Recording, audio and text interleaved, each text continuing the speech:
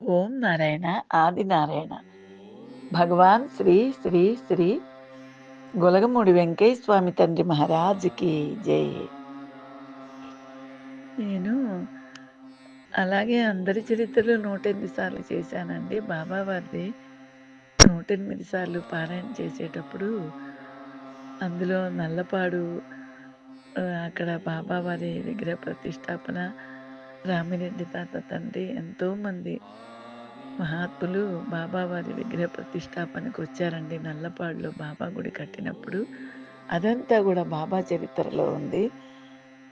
ఉన్నప్పుడు నేను అబ్బాయి నల్లపాడులో స్థలం కొనుక్కుంటే బాగుండు, ఒక 100 గజాలు 200 గజాలు ఎంత బాగుందో, ఎంతో మంది మహాత్ములు కాలు పెట్టిన చోటది ఆ నల్లపాడు అని బాగా అనుకునేదాన్నండి నేను. బాబావారి ఆశీర్వాదంతో అప్పట్లో గజం రూ. 85 ఉండేది. 200 గజాల స్థలం కొనుక్కున్నానండి నేను. కొన్నప్పుడు తర్వాత ఏమైందండి, ఇంక మా పరిస్థితులు బావుండలేదు. తర్వాత ఈయన ఆ కాగితాలు ఎవరి దగ్గరో తాకట్టు పెట్టేసి, ఈయన బ్యాంక్ బుక్కు, ఏటీఎం కార్డు ఇవన్నీ తాకట్టు పెట్టి వడ్డీకి తీసుకునేవాళ్ళండి ఆర్థిక పరిస్థితులకి. అవి ఎవరి దగ్గరైతే పెట్టారో ఆ కాగితాలు, బ్యాంకి బుక్కు, ఏటీఎం కార్డు వాళ్ళ దగ్గరే ఈ స్థలం కాగితాలు 200 కొనుక్కున్నానండి. వాళ్ళ దగ్గరే ఈ కాగితాలు తీసుకెళ్ళి తాకట్టు పెట్టేసి, ఈయన మళ్ళీ డబ్బులు తీసుకొచ్చి మిగతా అప్పులు వాళ్ళకెవరికో కట్టేవారు.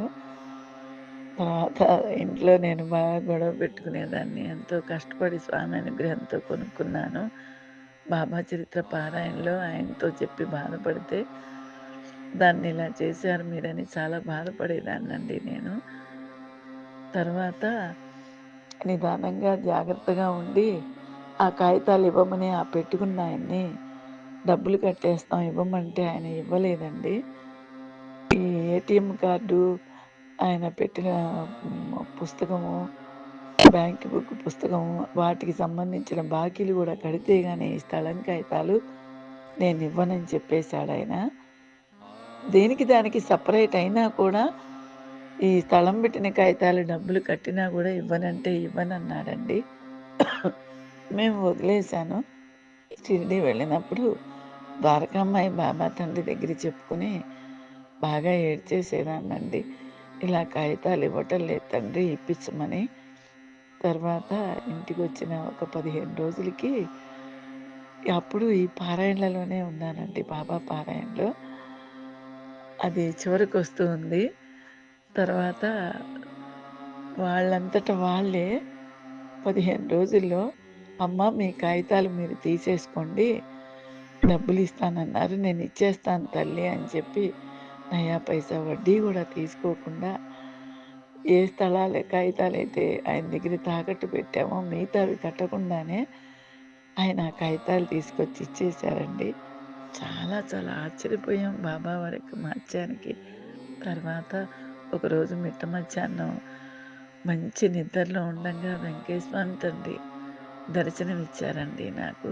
మిట్ట మధ్యాహ్నం 3 ఆ ప్రాంతాల మంచి నిద్రలో ఉండంగా తట్టి లేపి, "అమ్మ కాగితాలు దాచేసేయి తల్లి, అమ్మ కాగితాలు దాచేసేయి తల్లి" అని వెంకయ్య స్వామి తండ్రి హెచ్చరించి చెప్పారు నాకు. నాకు అర్థం కాలేదు. కాగితాలు దాయమన్నవి అర్థమైంది. ఎందుకిలా చెప్పారో మాకర్థం కాలేదండి. ఈయనతో చెప్పాను నేను. స్వామి ఇలాగ చెప్పారండి అని నా మంచి నిద్రలో లేచి మరి ఈయనకి చెప్పాను.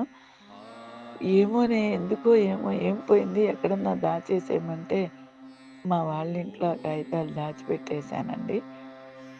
తర్వాత అవి ఇచ్చే వెంటనేనే వెళ్ళానండి. ఆ కాగితాలు తీసుకుని స్థలం కాగితాలు మా వాళ్ళిళ్ళల్లో దాచేసిన తర్వాత పక్క రోజున పొద్దున్నే వీళ్ళ వాళ్ళే ఎవరి దగ్గరైతే కాగితాలు పెట్టానో వాళ్ళ తరపున వాళ్ళే ఆ వెనకాల వాళ్ళొచ్చేసి, "మీ దగ్గర కాగితాలున్నాయి. మా డబ్బు మాకు కట్టేసేయండి. లేకపోతే ఆ కాగితాలు మాకిచ్చేసేయండి. మా బాకీ కిందని" చెప్పి మళ్ళా వచ్చి కూర్చున్నారండి. నేను ఆ కాగితాలు లేవండి ఇంకెవరికో బాకీ ఉంది. మేమిచ్చేసాము ఆ కాగితాలని అని చెప్పాము. బాగా పోట్లాడి తిట్టిపోసి వెళ్ళిపోయారు. అప్పుడు తెలిసింది స్వామివారు చెప్పిన దాంట్లో అంతరార్థం. సాయినారాయణులు ఇద్దరు ఎంత అద్భుతమైన మహాత్ములా అని చాలా ఆశ్చర్యపోయానండి. చదివేది బాబా చరిత్ర. దాచిపెట్టు తల్లి అని చెప్పింది వెంకటేశ్వర స్వామి తండ్రి వారు. తర్వాత కొంచెం కొన్నేళ్ళు గడిచిన తర్వాత ఒకరో రేటు పలికాక వాటిని అమ్మేశామండి. కానీ అక్కడే పొరపాటు చేశాను నేను. మేము అమ్మకుండా ఉన్నట్టయితే ఈ రోజుకి అది కొన్ని లక్షలు కురిపించేదేమో. ఈ ఆర్థిక సమస్యలకి కొంచెం భయపడిపోయి కట్టటానికని ఆ కాగితాలు తర్వాత అమ్మేసేసి బాకీలు వాళ్ళకి కట్టానండి. స్వామివారు నేను ఈ రోజుకి కూడా అదే బాధపడతాను. నేను అమ్మకుండా అలాగే ఉంచినట్టయితే బావుండేదేమో. చక్కగా స్వామివారు దాచిపెట్టు తల్లి అన్నది నేను సరిగ్గా అర్థం చేసుకోలేకపోయానేమో అనుకున్నాను. కానీ వాటిని మళ్ళీ ఇంకొక దానికి ఉపయోగపడినాయి కట్టుకోవటానికి. ఆ స్వామి చేసిన ఈ అద్భుతం ఆ కాగితాలు ఇంకొకళ్ళకి కట్టటం, వాళ్ళ ఇంటి మీద పడటం, ఆ స్థలం కాగితాలు అమ్మేసి మేము బాకీ కట్టటం మాకెంతో మేలు చేసిందండి. అవి అమ్మేసి ఇవ్వటం వల్లే మాకు చాలా ఎంతో మంచి జరిగింది. వెంకటేశ్వర తండ్రి చేసిన ఈ అద్భుతం జన్మ జన్మలకి నేను మర్చిపోలేనండి. ఓం నారాయణ ఆది నారాయణ.